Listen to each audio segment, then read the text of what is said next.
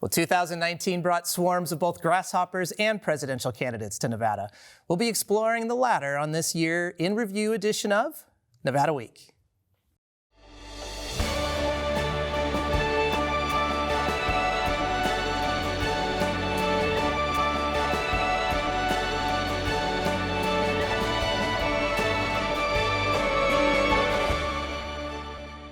Support for Nevada Week is provided by Senator William H. Hernstat, Cashman Equipment, and additional supporting sponsors.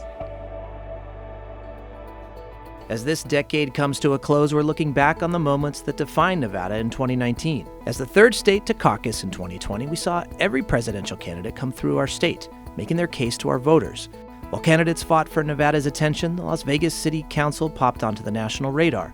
Candidates rallied behind protesters after the city proposed a controversial homeless ordinance. Many argued the ordinance went too far. But despite the opposition, the ordinance passed the city council.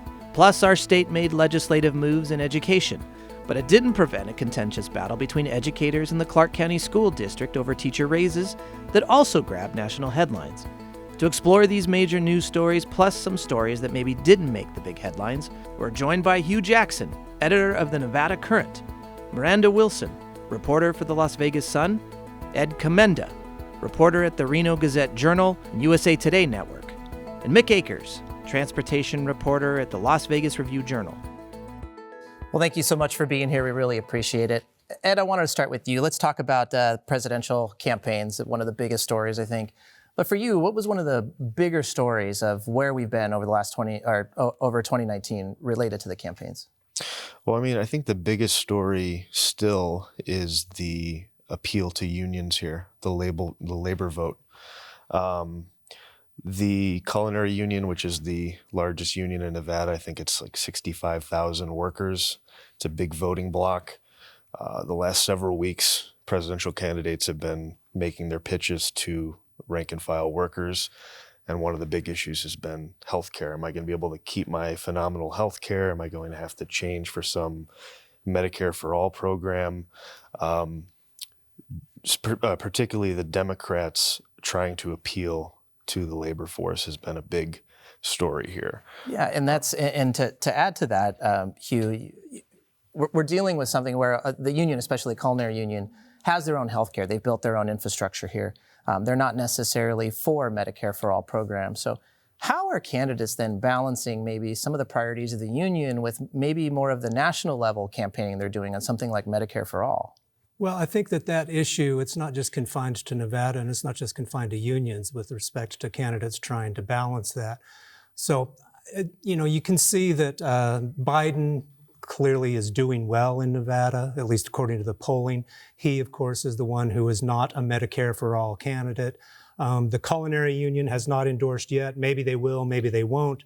But what they are saying about Medicare for All and their wariness about it suggests that it is a de facto endorsement of Joe Biden, if you will, compared to the other leading candidates, which are, of course, Bernie Sanders, who is not going to budge from Medicare for All, and Elizabeth Warren, who has tried to finesse her position a little bit and try to phase in her program over time, as opposed to the more immediate approach that Sanders takes.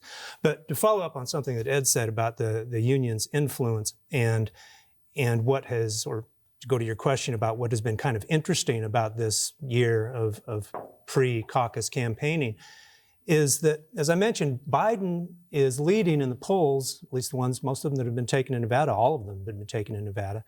And it seems like the issue in Nevada might not be so much the state's diversity or the penetration of union in the major workforce or the types of things that Democrats typically talk about when they say why Nevada should be an early state. But it seems like the issue that is driving voters in Nevada is who they think will be the best candidate to win white voters in the upper Midwest, who they think is, again, the most electable. And that appears to be the driving issue here in Nevada, and I think really in a lot of states across the country. We're third in the caucus, Ed, and being so, we are also the most diverse state to actually have a caucus or a primary as well. What is the impact then of our caucus going to be on the election, do you see? Well, I think that being third is an opportunity to see how these candidates would appeal to a broader audience, given how diverse Nevada is. Nevada is representative of the country in a lot of ways. You say, I think it's 29% Latino. It's very urban. The bulk of people in the state live in an urban area in Las Vegas. So to see how candidates fare in the caucus would be to see how they might fare down the road. So. Now, Hugh, we've been talking about the Democratic caucus, but the Nevada GOP decided not to have a caucus. What are some of the benefits and the pitfalls of deciding not to have a caucus here in the state? Well, I guess the benefit for the Trump campaign is they don't have pesky Bill Weld or somebody running around saying things about Donald Trump that aren't honorific and about how magnificent he is. They won't have any of that kind of discussion here. I don't know if it really matters much. A lot of states have decided not to have caucuses on the Republican side or primaries because they're just all in for the president. That's not unprecedented. Incumbent presidents have enjoyed that distinction, that benefit in prior cycles.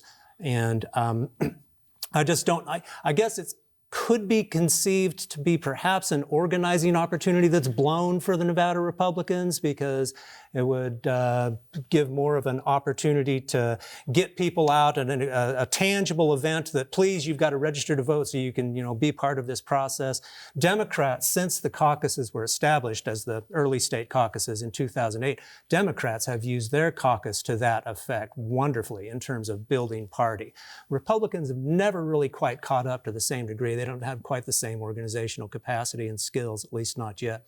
So that might be a loss there, but I think it's kind of a wash. And as I say, Nevada is one of several states that will not be having any kind of Republican contest. Right. Let's switch to education, Miranda. It's been a busy year in 2019 for education, both in our legislative session. We saw a lot of activity, and post-legislative session, one of the big stories, of course, was the threat of a strike at CCSD for the teachers. What's the biggest story you've covered in 2019? Well, on education, I would say the constant or the multiple month threat of a strike was certainly a big issue. And I don't know if all those issues have been resolved permanently at this point. Certainly, teachers did get the raises that they were asking for. They also got this professional development money and increases in benefits, healthcare benefits, a small increase in that as well. But there's still plenty of issues in the school district that haven't been fully resolved yet.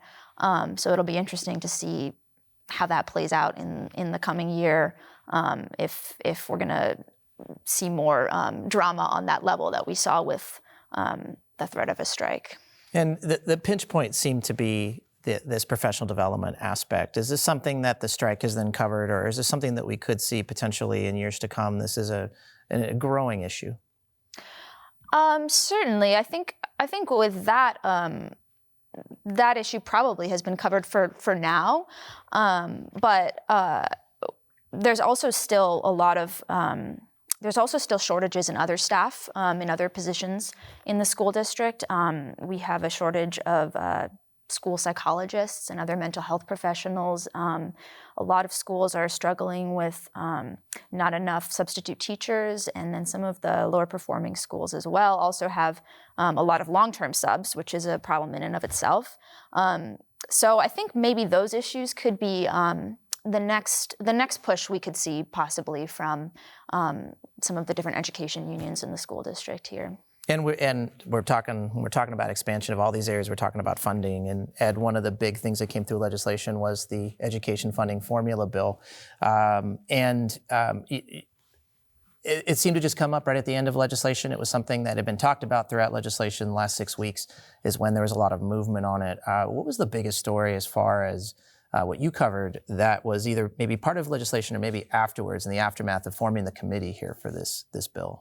I didn't cover that much of that, but one of the things I did do was pay attention to what people on the street were saying about where money went instead of education, such as the the Raiders. And one of the big questions is, how is it so easy for a stadium to come to town and rake in all of this dough when we have a clear-cut education problem here? Yeah. And as far as a solution for that, I don't have the answer to that, but it's definitely going to be something that people are going to be talking more and more about, which is, where's the money when's it coming? Yeah. So. And Hugh, this is something you have covered. Yeah, please. Well, I was going to say, Miranda's exactly right when she says that these issues appear not to, they be resolved for now. And Ed is also right when he talks about the stadium and the way that kind of hovered over this debate. In the strike negotiations, or the lead up to the maybe strike that didn't happen, that also was a place where the teachers union was saying, hey, how come you can come up with $750 million for a pro football team and the billionaires who own it, but you can't come up with education funding? The governor and the Democrats who controlled the legislature this session would like to take a lot of credit for the school funding formula steps that they've made and for some small rejiggering of funding that they accomplished. But we have to remember that Steve Sisolak, in his State of the State address before the legislature started, got up and praised to the skies his predecessor, Brian Sandoval's stewardship of the state budget, and talked about, well, if it ain't broke, don't fix it. That's an exact quote from Sisolak. And so there will be no new taxes, effectively. We're not going to have a tax hike, however he phrased it. And kind of slammed the door right there on any prospect of actually doing anything significant on education funding during that legislative session. And so they talked and talked. Education was the 900-pound gorilla of the legislative session. It was the thing that everybody was watching at. They came with this funding formula bill, as you say, late in the session. Everybody was saying, hey, wait a minute, where is this thing? It finally came around. And then they get done with the session, and there's a lot of back slapping and, self-congratulation and stuff. And then the next thing you know, Ed Valerita and the Clark County Education Association says, you guys fix this or we're going out on strike. And so it didn't come out quite the way, I guess, that they may have wanted to. And to underscore Miranda's point one more time, it's going to pop right up again really quick. And one of the things that we've had, another story we've had in 2019, just towards the end right here, is we might have a bond measure that is related to a tax increase to raise money for education. It's still kind of in the early development phases, but you've been very not only critical of not having tax increases, but saying that really the only way that we can improve our education is by looking at things like income tax increase. Is that correct? I've been calling for 2 income taxes in Nevada ever since I moved here in 1997. One for personal income taxes, say $250,000 income. Everybody below that doesn't pay it, but everybody else does. And one on business corporate income taxes. It's in the state constitution. I doubt that it's going to happen in my lifetime here in Nevada, that's going to happen, but there are some people who think that it should. There are other taxes, though, that can be raised without changing the Constitution. And of course, the big one that comes to mind is the gaming tax. We have the lowest gaming tax in the United States by far. There are a couple states that are kind of close. The majority of states are substantially higher tax rates than Nevada has. The mining tax can be raised. Mining industry would argue that they need a constitutional amendment to do that, but that's not as clear as they would like to point it out to be. Property tax calculations could also be changed and reflected, and property tax rates could be tiered for that matter. That might also require a constitutional amendment. Nevada has boxed itself in a lot of these finances through its state constitution, not least being, of course, the thing that the legislature can't even raise a tax unless it gets 2/3 from both sides, and that is in the state constitution. So that is a hamstring. That is a limiting factor in terms of fixing education or any number of other problems. Education is not the only thing that is woefully inadequately underfunded in Nevada. You can go to mental health, you can go to public transit, you can go down the line to any number of things. And it's difficult to see how those things are going to be addressed in any meaningful way anytime soon. Yeah. We're talking about tax increases, and this conversation started with the Raiders and the tax and the special session that increased the taxes to build the stadium. Let's talk a little bit about the Raiders, Mick, and some of the big stories that we've had. We've had the building of a stadium. We have a building of a headquarters here, too. What's the biggest story you've been covering? Yeah, just following with the progress of that, just seeing it kind of rise up from a hole in the ground to what it is now, which looks like a stadium. A lot of the, deals they're doing with companies, bringing them in with naming rights deals, getting a lot of those, Caesars and Ford and all this stuff, bringing them in more money, which makes people get even more mad that they got $750 million. So they're like, you guys are getting these deals, so why do you guys need that one? But when it comes in with that, you mentioned people are kind of angry about them getting that money when it's really not on the Raiders, it's more on the legislatures, they approved it.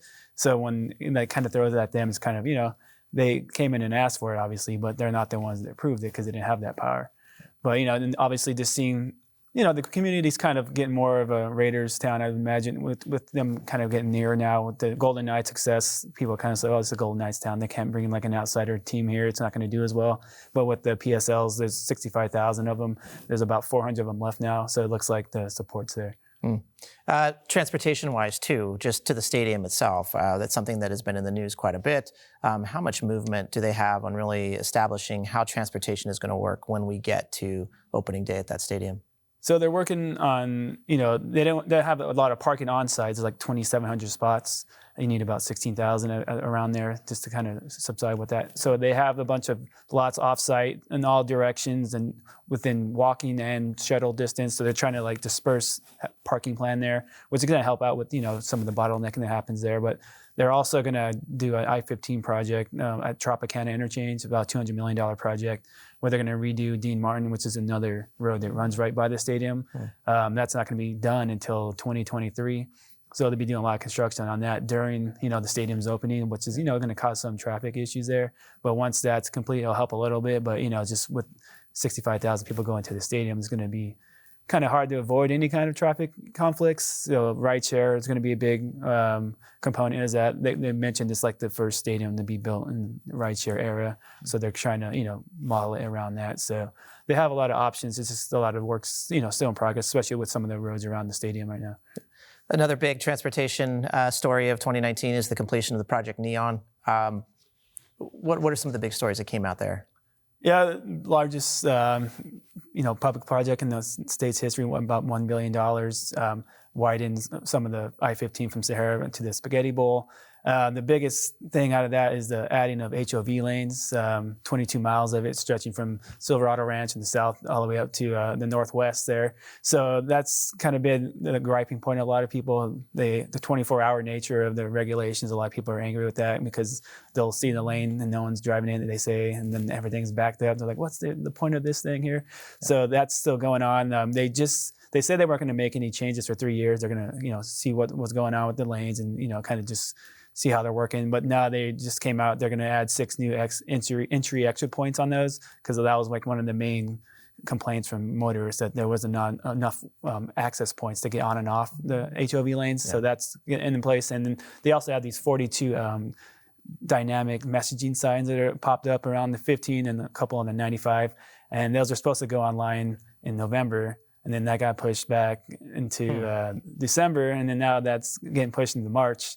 So it looks like they're having a lot of issues with that. So all it says is don't cross the double lines, you'll get a ticket. So a lot of people think this is kind of like a dig at them driving by that they can't drive in the HOV lane, and they're seeing that. So they get a little angry at that. So we'll be interested to see when those come online. And this HOV issue does seem to have some heartburn. And I think there was a lot of surprise that this actually went through because it looked like it was going to be a multi-year thing before we got some change there. Hugh, are you surprised at that kind of quick shift to making some modifications to the HOV lanes? No, I guess I was kind of entertained by the uproar and outrage over it. But with respect to transit, however, most of us tend to think of that in terms of roads and driving and such. But there were at least a couple other stories this year I thought that were pretty interesting. There was that entire discussion of the potentially light rail on Maryland Parkway, and then the decision to go with, what do they call it, rapid bus transit? Yeah. Instead. And meantime, while that is going on, a lot of the reporting that we did at the Current Week was kind of looking at underserved neighborhoods by the bus system that we have now, and just the capacity of the Regional Transportation Commission to get buses to neighborhoods, particularly neighborhoods where people maybe don't have cars. neighborhoods that might be lower income, and getting them there in a timely fashion and then getting them to places where jobs are. And that public transit element of Southern Nevada, it's Western cities generally, this has not been a priority. Western cities, we believe in 1 car per person. Darn it, now get out there and do it. The whole public transit thing has been slower to develop here. But I think it's something that Las Vegas is finally at least realizing that it has to start taking more seriously. We can't just assume, especially in a service economy where a lot of people don't make a lot of money, we just can't assume that everybody's going to be able to get a car to go back and forth to work. And there are also a lot of environmental and frankly climate implications to that kind of system of travel. And we're the fastest warming city in America, I believe, is what the study said this year. And a lot of that, of course, has to do with emissions from automobiles. And so it'll be interesting. I'm hopeful that there is a corner that's being turned with respect to discussion of transit in Southern Nevada. I'm always the optimist. And transportation might be something that it's taken the city a little bit to kind of transition. One of the things that they've been a lot more active on is the homeless ordinance, Miranda, something that came up and was a huge story we had towards the end of the year here. And this, of course, is the ordinance where there is now restrictions on camping for homelessness in certain designated areas of the city, or there could be misdemeanor charges filed. What was the biggest part of that story that you were covering? Well, I mean, I think the whole story was really big, just because it got quite a lot of opposition. From my time covering the council this year, I'd say that the meeting where that ordinance was voted on probably had the most people I had ever seen. And most of the people there had concerns or were vocally very against it, against this ordinance. And I think what was interesting about it to me was I wasn't entirely sure how the votes were going to go before, at least a month before the vote actually happened, or a couple weeks before the vote. It was still kind of up in the air, I think. And ultimately, I think the city councilors who voted for it, the 5 city councilors who did, felt that they supported it because this is something that, first of all, Las Vegas is not the only city to have done something like this. They saw a precedent for it. Some of them talked about going to other cities, especially in the West, that have homelessness problems, are trying to address homelessness, and saw that they were doing something similar. And then people were making the argument that the ordinance was actually humane, because the goal of it was to connect people to services, to the homeless courtyard or to shelters and things like that.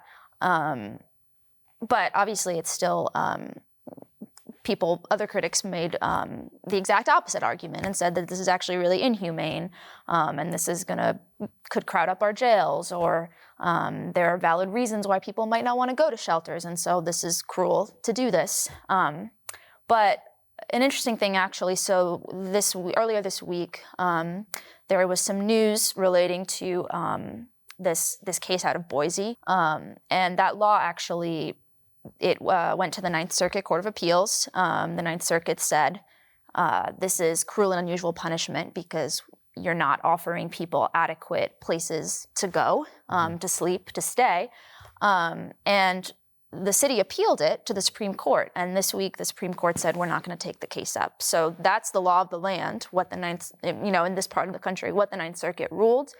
And the city manager actually just yesterday said, he made a little announcement at the city council meeting, and he's basically said, we don't think this is going to affect our ordinance.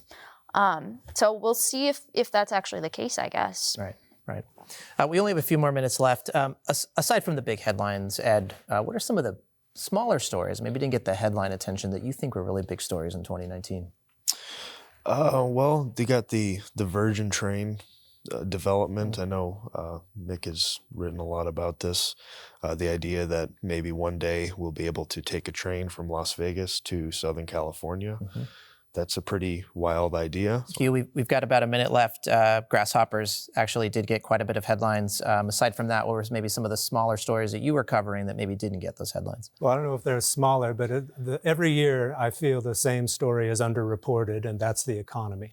We talk a lot about, job growth, especially since the crash. Job growth is we're getting more jobs, unemployment is going down, but there's very little conversation, particularly amongst Republicans and policymakers, about the texture of Nevada's economy and the actual very, very slow wage growth and the jobs that have been created. Economists nationally refer to the Las Vegas recovery as a low-wage affair. And that is something that certainly was not addressed by the legislature by a minimum wage bill that raises the wage to $12 in 5 years, which was about the weakest possible bill I think the legislature could have passed, given the blue wave and the Democratic majorities. And again, how these low-income jobs and how they connect to things like public transit and the impacts of climate change and the impacts of housing, which is another thing that we didn't even get to, and so many other issues. That is something that I think is always the most underreported story of the year. Thank you. We're out of time. I appreciate it. Thank you all. Now, if you at home would like to learn more about any of the topics that we've covered today, please check out our website at vegaspbs.org/Nevada-Week. You can also find us on social media at Nevada Week.